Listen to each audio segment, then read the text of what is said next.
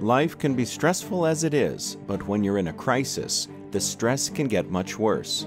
Being a flood victim, experiencing a hurricane tear through your neighborhood, being in a war zone, etc., are all traumatic events and situations that can leave you with frazzled nerves. If you are stressed out, very often you'll be able to notice symptoms such as rapid heartbeat, uneasy stomach, sweating profusely, and even dizziness. You get easily irritated and angry. Small things may startle or scare you. You feel depressed and can't concentrate.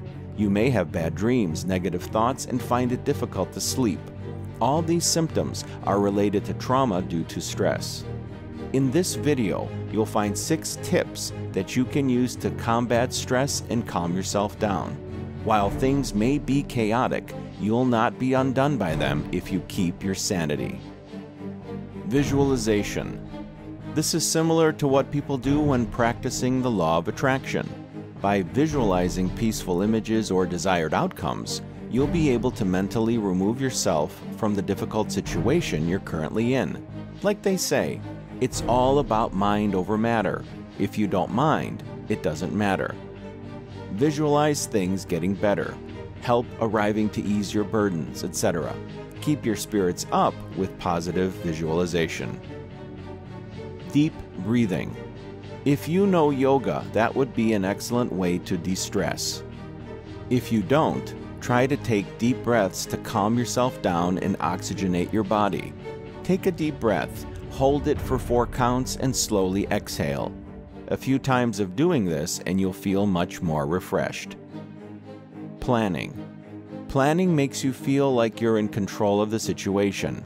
One of the reasons so many people get stressed out is because they think that they're not in control of the situation. They are clueless about what to do, and this feeling of helplessness makes them panic. By planning your next moves and being proactive, you'll feel in control and be less likely to get stressed. The very act of planning is a proactive one and keeps feelings of despondency at bay. Discussion.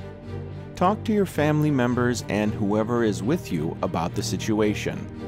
By communicating with others, you'll feel better because voicing your thoughts is an outlet for your pent-up emotions. Exercise. When it comes to de-stressing, nothing quite beats physical exertion. During a crisis, you'll have a lot of physical chores to do. Keep moving and get as much activity and exercise as you can.